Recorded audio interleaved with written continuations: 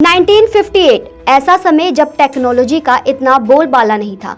उस समय चीन में माओ जेडोंग का शासन था। मार्क्सवादी लेनिनवादी विचारधारा को सैनिक रणनीति में जोड़कर माओ ने जिस सिद्धांत को जन्म दिया उसे माओवाद नाम से जाना जाता है।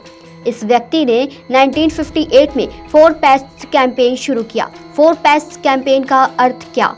चूहे, मक्खियां, मच्छर और गोरैयों यानी स्पैरोज को खत्म करो। यही था 4 पेस्ट कैंपेन।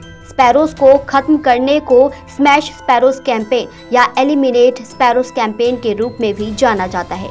पहले हम ये समझते हैं कि इस अभियान के पीछे का कारण क्या, और फिर देखेंगे इस अभियान के बाद चीन का क्या हुआ था। दरअसल इनकी ये सोच थी कि मच्छरों की वजह से मलेरिया हो रहा है, चूहों की वजह से प्लेग, मक्खियों और स्पैरोज के कारण अनाज दूषित हो रहा है। इन्हें लगा ये चिड़िया बहुत अधिक मात्रा में अनाज, फल और जो भी उग रहा है उसे खाकर चीन को बहुत बड़ा आर्थिक नुकसान कर रहे हैं। इसीलिए एक तरह से फरमान निकाला गया कि इन सभी को खत्म करो, इनका नामो निशान मिटा दो। अभियान शुरू किया गया। इन जीवों के विरोध में गमले, मटके तोड़े गए। मकसद यही कि इन्हें बैठने ही मत दो कहीं भी। इस चिड़िया के जो घोंसले थे वो गिरा दिए, अंडे और चिड़िया के बच्चे खत्म कर दिए गए। इन सब से भी काम नहीं बन रहा था तो उड़ते स्पैरोज को गोली तक मारने का आदेश दे दिया गया। खाना नहीं, बैठने के लिए जगह नहीं, पीने के लिए पानी नहीं और हवा में दिखे तो गोली मारो। अनगिनत स्पैरोज जमीन पर गिरने लगे। चीन के लोगों ने इस हद तक अभियान चलाया कि स्पैरो की आबादी कम होती चली गई और विलुप्त होने के करीब पहुंचा दी। आपको लग रहा होगा कि हद पार कर दी, लेकिन आगे जब आप सुनेंगे तो शायद आपका दिमाग काम करना बंद कर देगा।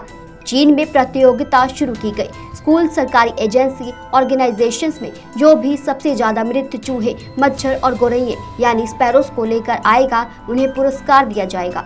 अब कुछ स्पैरोज ऐसी जगह पर छिप गए जहां उन्हें लगा कि बचने की थोड़ी बहुत संभावना है, तो इन लोगों ने उन स्थानों को घेरकर जोर जोर से ड्रम्स बजाने लगे और वो आवाज के डर से उड़ने लगे और फिर उन्हें भी खत्म कर दिया गया।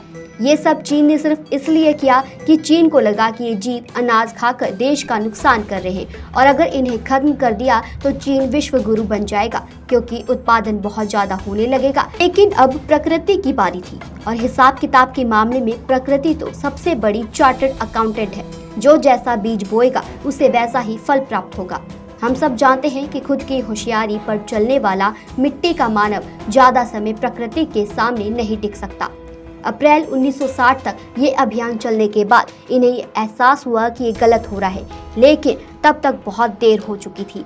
और इन्हें ये गलत इसलिए नहीं लगा कि जीव हत्या हो रही है, बल्कि इसलिए कि ये स्पैरो खेत में आकर छोटे छोटे कीड़े खा रहे थे और इनकी खेती और अनाज को प्रत्यक्ष या अप्रत्यक्ष रूप से रक्षा कर रहे थे। उनके ना होने से फसलें बिगड़ने लगी, छोटे छोटे कीड़ों की संख्या मल्टीप्लाई होने लगी और किसानों की, खेती की, अनाज की, सबकी बर्बादी शुरू हुई और परिणाम स्वरूप चीन में घोर अकाल पड़ा, जिसकी वजह से 2 से 4 करोड़ लोगों की भूखमरी के कारण मृत्यु हो गई।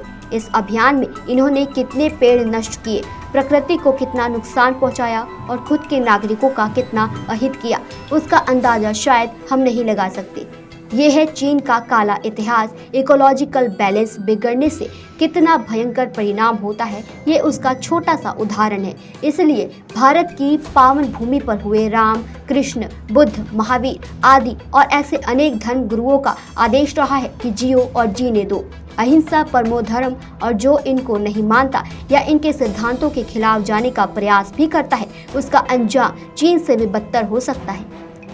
आत्मा चैनल आपके लिए ऐसे और कई वीडियोस लाता रहेगा। ऐसे ही देखते रहिए आत्मा चैनल। जय जिनेंद्र।